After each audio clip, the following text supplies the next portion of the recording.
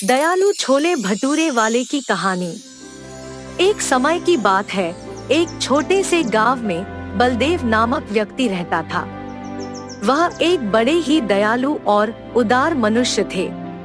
उनके 2 बच्चे थे, एक बेटा अर्जुन और एक बेटी शक्ति। बलदेव एक बहुत गरीब व्यक्ति थे, जो अपने परिवार और मित्रों को पालने के लिए रेलवे स्टेशन में कुली के रूप में काम करते थे।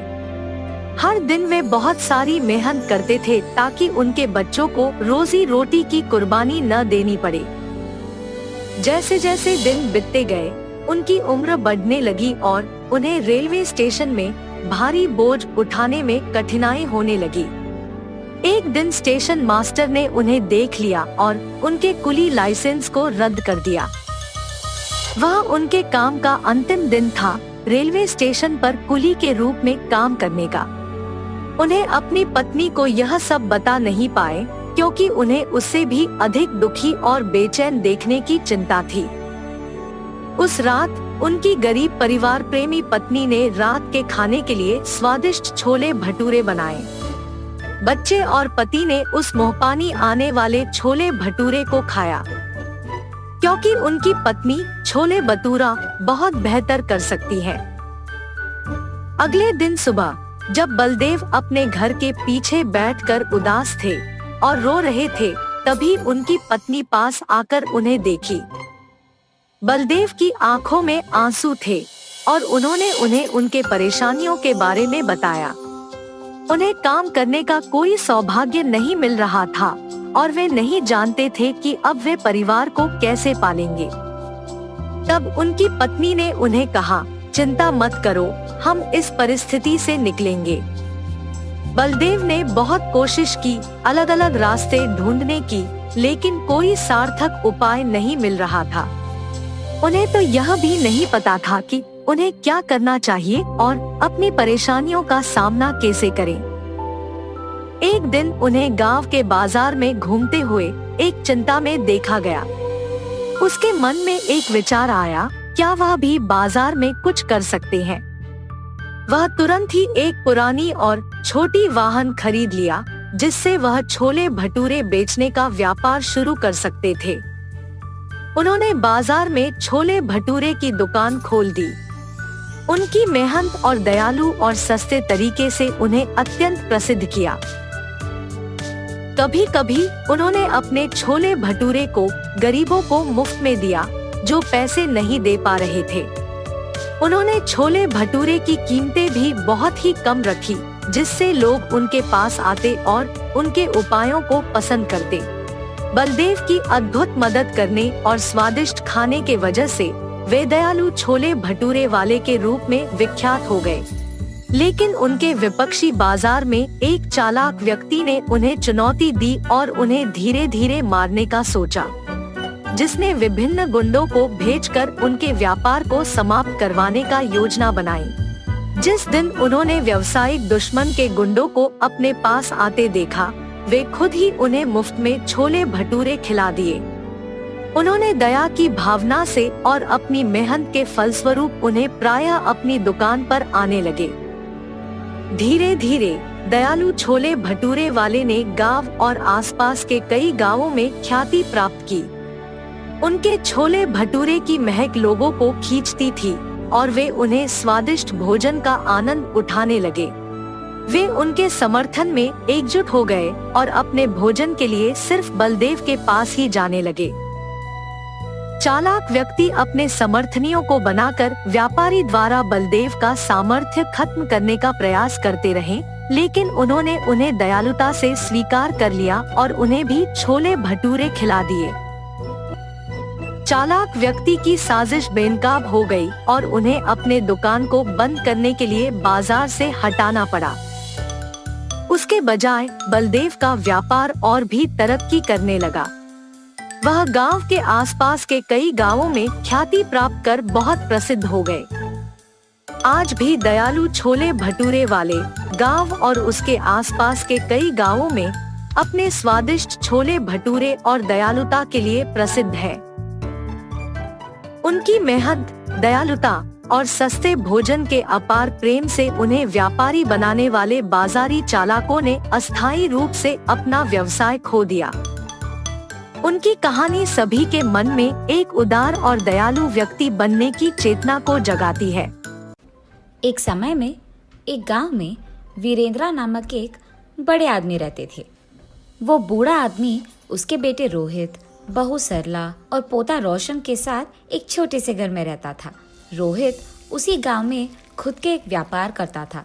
उसमें चिकन रोल्स और एग रोल्स बनाकर उन्हें बेचता था और उसके द्वारा आए हुए पैसों से उसके परिवार का देखभाल करता था।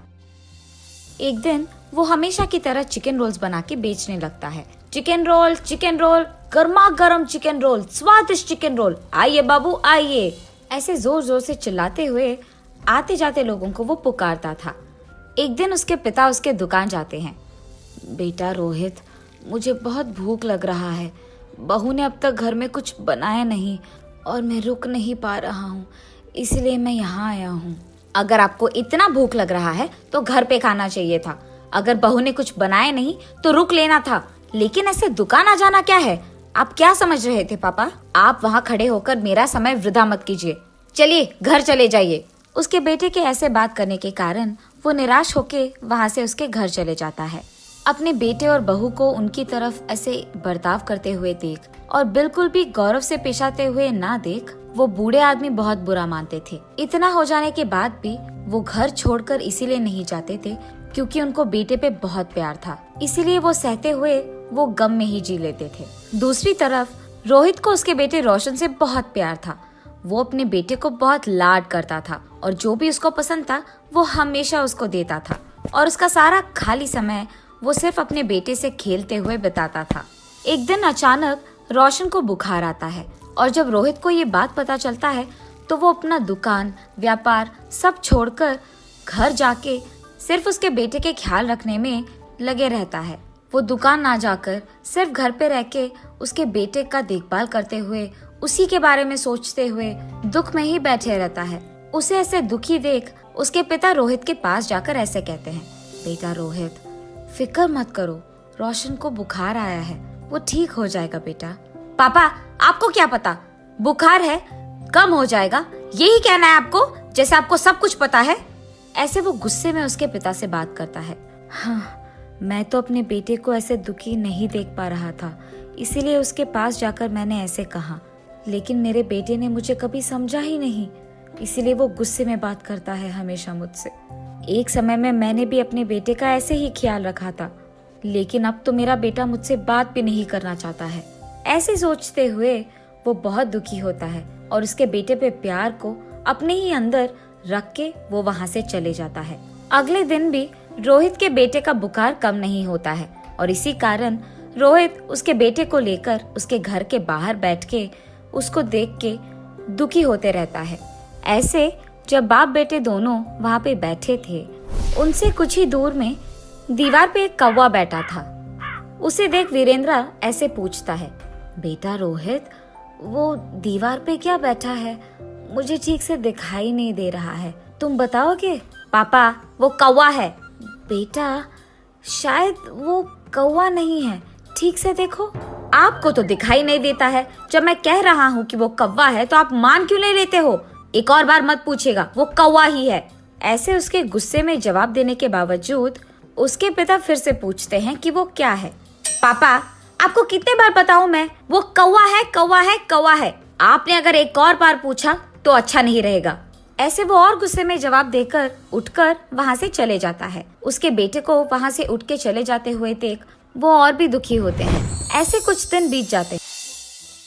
एक दिन रोहित अपने बेटे को उठाकर खेलते हुए उसके घर के सामने रहता है और ठीक तभी उसके घर के दीवार पे एक कौवा आता है। पापा पापा, वो दीवार पे क्या है? बेटा, उसको कौवा बुलाते हैं। पापा पापा, वो क्या है? उसे क्या बुलाते हैं? बेटा, उसे कौवा बुलाते हैं। पापा, वो क्या है? बेटा, उसे कौवा बुलाते हैं। तुम भी उसे बुला सकते हो, चलो बुलाओ कौवे को तुम्हारे पास। ऐसे वो अपने बेटे को कौवे के बारे में सिखाते रहता है, लेकिन उसके बेटे को कुछ भी समझ न आने के कारण वो लगातार एक ही प्रश्न पूछता है कि वो क्या है और उसे क्या बुलाते हैं, और ऐसे 20 बार करता है। इतने बार पूछने के बावजूद रोहित उसे बहुत सब्र से समझाता है। उसे जरा सा भी गुस्सा नहीं आता है। पापा फिर से बोलिए ना। बेटा वो एक कौवा है। एक दिन जब मेरे पापा ने यही बात पूछी थी तो मैंने उन पर गुस्सा किया था और उन्होंने सिर्फ 3 बार पूछा था, और इसीलिए क्योंकि उनको दिखाई भी नहीं दे रहा था। लेकिन जब मेरे बेटे ने 20 बार भी पूछा तो मैंने उस पर जरा सा भी गुस्सा नहीं दिखाया और बहुत सब्र से उसको सब कुछ समझाया। मेरे पापा ने भी मेरा इतना ही ख्याल रखा था बचपन में, लेकिन बड़े हो जाने के बाद मैं उनका ख्याल नहीं रख रहा हूँ। ऐसे सोचते हुए वो बहुत दुखी होता है और ठीक तभी उसको घर के अंदर से जोर जोर की आवाजें आने लगती है। मेरी बीवी किससे बात कर रही है? ये सोचते हुए वो घर के अंदर जाता है। तुम्हारा बेटा तुम्हारा ख्याल नहीं रखता है, मैं भी तुम्हारा ख्याल नहीं रखती हूँ, फिर भी आप इसी घर में रहते हो, कभी बाहर जाते ही नहीं हो। शर्म नाम की कुछ चीज भी है आपको? उसके बहू को ऐसे बात करते हुए चिल्लाते हुए देख वो कुछ नहीं कहते हैं और बस चुपचाप बैठे रहते हैं। सरला, मेरे पापा बूढ़े हैं, क्या बड़ों से ऐसे ही बात किया जाता है? उनका देखभाल करना हमारी जिम्मेदारी है, ये मत भूलो। और तुम पापा से ऐसी ऊंची आवाज में बात कर रही हो? हाँ, क्या आप ही बात कर रहे हैं? हाँ, मैं ही बात कर रहा हूँ। कल जब हमारा बेटा भी बड़ा हो जाएगा तो क्या वो भी हमसे ऐसे ही बात करेगा? सुन पाओगी उसकी ऐसी बातें? और वैसे वो अभी बच्चा है, उसके सामने अगर हम पापा से ऐसे ही बात करेंगे तो वो भला क्या सीखेगा, यही ना? इसीलिए आज से हमें ये सब बदलना होगा। तुम पापा से अच्छी तरीके से बात करोगी, उनको गौरव दोगी। आज से हम जैसा देखभाल हमारे बेटे के करते हैं वैसे ही पापा का भी करेंगे। ये वो उसकी बीवी को समझाता है। पापा मुझे माफ कीजिए, जिंदगी में मेरे इस स्थान का कारण आप ही हो और मैंने आप ही को इतना दुख पहुंचाया। मुझे अपनी गलती का एहसास हो गया है पापा। ये कहते हुए वो उसके पापा के चरणों पे गिर जाता है। बेटा तुम्हें बदलाव आ गया है, बस यही काफी है इस जिंदगी के लिए। मेरे बारे में ऐसा सोचकर दुखी मत हो बेटा, तुम बदल गए हो, मैं खुश हूँ।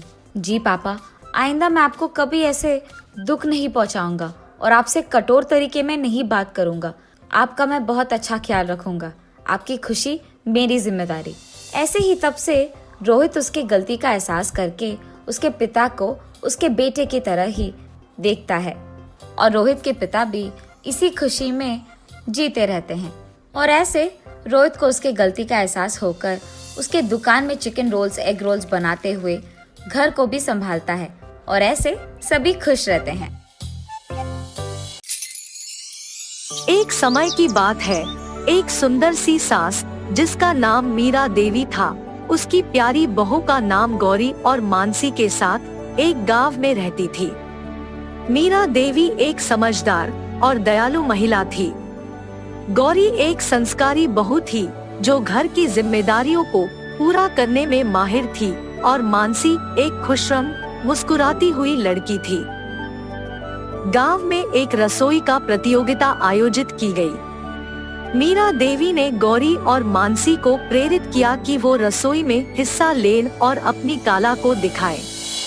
दोनों बहुओं ने साथ मिलकर सोचा कि इस अवसर पर एक सुंदर और लाजवाब डिश बनाएंगे। गौरी ने डिसाइड किया कि वो पाव भाजी बनाएगी, अपनी सास की पसंद को याद रखते हुए। उसने सब्जियों को धूप में सुखा लिया, फिर उन्हें गेहूं के आटे में पीसकर बड़ी हड्डी से भुना। वो भुनी हुई सब्जियों को मिक्सर में पीसकर लाजवाब पाव भाजी का मसाला बना दिया। दूसरी तरफ मानसी ने अपने प्यारे पति को सरप्राइज डीन के लिए मोतीचूर के लड्डू बनाने का सोचा।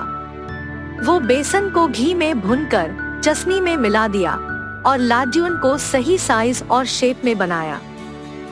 प्रतियोगिता के दिन गौरी ने अपनी पाव भाजी को हल्का सा बटर से सजाया और मानसी ने अपने मोतीचूर लड्डुओं को सिल्वर वॉक से सजाया। दोनों डिश बहुत ही स्वादिष्ट और सुंदर दिखती थी। जजेस ने पाव भाजी और मोतीचूर लड्डुओं को स्वाद के साथ ही सुंदरता का पूरा ध्यान दिया और अंत में पाव भाजी और मोतीचूर लड्डुओं को जीतने की घोषणा की गई। गौरी और मानसी दोनों खुश थे और मीरा देवी ने अपनी बेटियों का सराहा। इस तरह सास बहू के बीच एक गहरी और प्यारी दोस्ती का रिश्ता बन गया। उनकी रसोई में प्रेम, समझदारी और एकता का अमृत फैल गया। जमाना बदल गया और सास बहुओं के बीच का प्यार और समझदारी वक्त के साथ भी बरकरार रहा। एक दिन मीरा देवी को एक अचानक बीमारी का सामना करना पड़ा। वो कमजोर हो गई और अपनी दिनचर्या के लिए दूसरों की मदद की आवश्यकता महसूस करने लगी। गौरी और मानसी ने तुरंत उनकी सेवा में जुट गई। गौरी ने रसोई संभाल ली और अपनी सास के पसंद के अनुसार डिशों को बनाने लगी। वो सब्जियों को प्यार से साफ किया, काटकर उसमें अपने स्वाद का मैजिक मिलाया। मानसी, जो पहले से ही अच्छी रसोइयाना थी, उसने भी अपनी कला का पूरा इस्तेमाल किया और मीरा देवी को अपने हाथों से बना हुआ मीठा खिलाया। मीरा देवी दीवार पे ध्यान से बने हुए एक फोटो फ्रेम में अपनी दोनों बेटियों को देखती के आनंदित हुई। उनकी आंखों में आंसू आ गए, क्योंकि वो इतनी खुश थी कि उनकी बेटियों ने समय के मुश्किल वक्त में उन्हें संभाला और प्यार दिया। वक्त गुजरता गया और मीरा देवी की सेहत सुधार गई। वो फिर से अपनी रसोई में खुद का जलवा दिखाने लगी। पर इस बार मीरा देवी ने एक नई डिश बनाने का सोचा। वो दोनों बेटियों को अपने पास बुलाई और कहा, गौरी और मानसी, मुझे आपसे एक बात कहनी है। मुझे लगता है कि हमें एक रसोई कौशल प्रतियोगिता में हिस्सा लेना चाहिए। हमें दिखाना चाहिए कि हमारी रसोई में प्रेम, समझदारी और मेहनत है। गौरी और मानसी खुश होकर तैयार हो गई। वो साथ मिलकर नई डिशों पर काम करने लगी। गौरी ने डिसाइड किया कि वो पनीर टिक्का मसाला बनाएगी और मानसी ने डेजर्ट के लिए राबड़ी और मलपुआ तैयार किया। प्रतियोगिता के दिन मीरा देवी ने बड़ी उमंग से पवित्र प्रार्थना की और उनकी दोनों बेटियों को आशीर्वाद दिया। जजेस ने गौरी की पनीर टिक्का मसाला और मानसी के राबड़ी मलपुआ को स्वाद, सुंदरता और क्रिएटिविटी का दर्जा दिया। अंत में मीरा देवी, गौरी और मानसी ने प्रतियोगिता जीत ली। सब गांव वाले और परिवार के सदस्यों ने उन्हें बढ़ी और सम्मान दिया। इस तरह सास बहुओं के बीच का रिश्ता और रसोई का प्यार और समझदारी से और मजबूत हो गया। उनकी रसोई में प्यार, सम्मान और स्वाद का मिठास था।